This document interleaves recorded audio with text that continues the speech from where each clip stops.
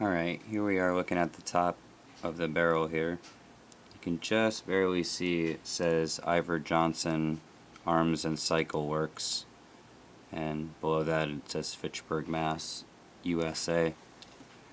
This is the only legible text I've been able to find on the revolver so far. No serial number or anything else like that, but this is just a preliminary look at the piece here. So I'm going to zoom out of this macro shot and we'll get a whole view of the revolver.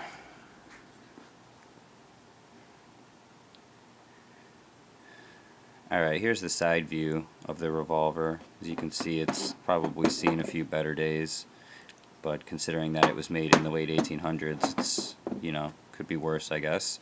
As far as functionality goes, if you flip it up and break it open, the extractor does work.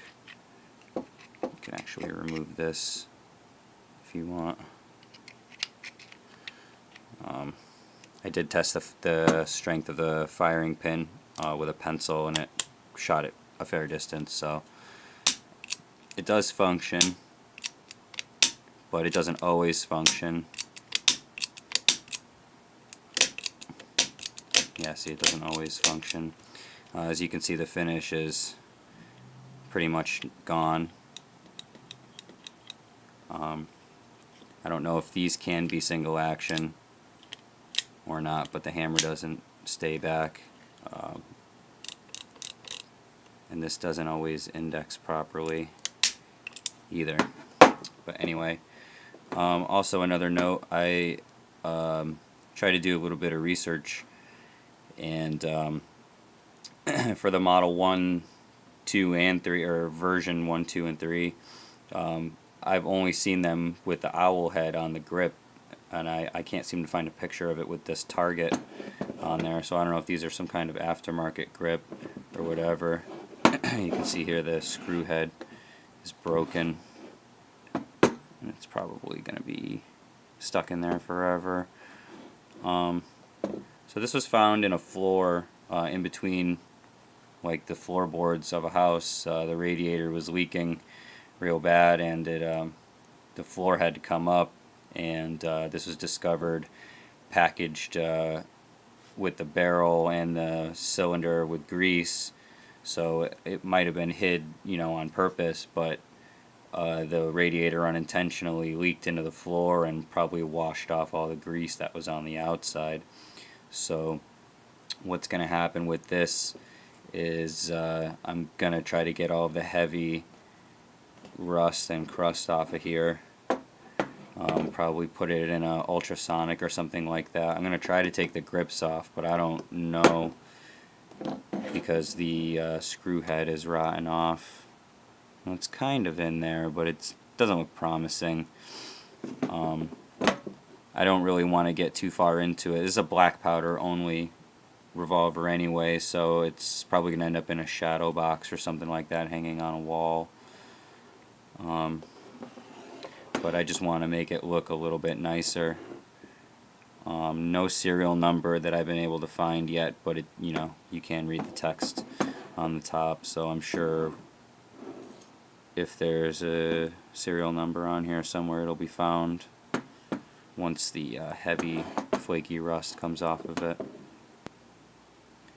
Alright, so believe it or not, I actually got the grips off without ruining the screw head, even though it looked like it was ruined.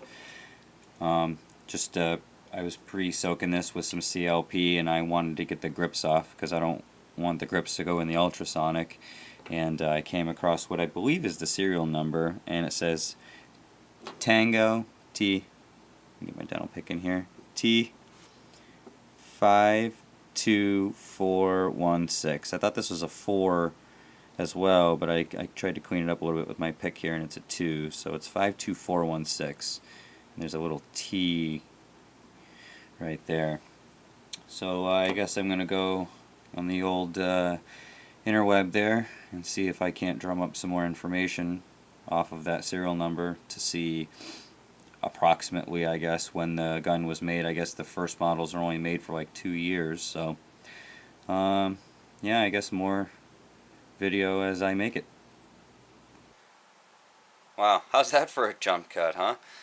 Yeah, I kind of thought that the process to get to where we're at now was a little boring, so I just wanted to show everything all wrapped up in its final configuration here. I just took some foam and I double layered it, and the top layer of foam I cut out so that this would have a nice little groove to sit into, and then I just laid some felt over it. Actually, this might be crushed velvet? No, it's felt.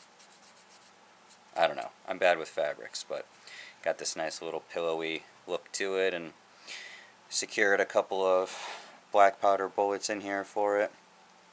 Basically what I did is, instead of actually refinishing it, I just put a clear coat over it just to seal it from any further rusting or corrosion or anything like that. The gun's not terribly fireable. It doesn't really function very well, and it's not really worth very much. So, I mean, basically putting it in this shadow box was the best. It's the best option. Here's all the sides of the grain and stuff. I purposely also picked out some scrap wood that was nice, but not too nice. You know, it's got shellac brought out the nice tone in the grain here. So I have a plexi lid as well for this. Just when you try to record something like this with a camera, the reflection off of it is ungood. We'll just say that it's bad. So I left the lid off just so you could see inside. What I'll do is I'll just screw the lid back on and give you a quick final impression of it, and that'll be a video. So thanks for tuning in, and I hope you enjoyed it.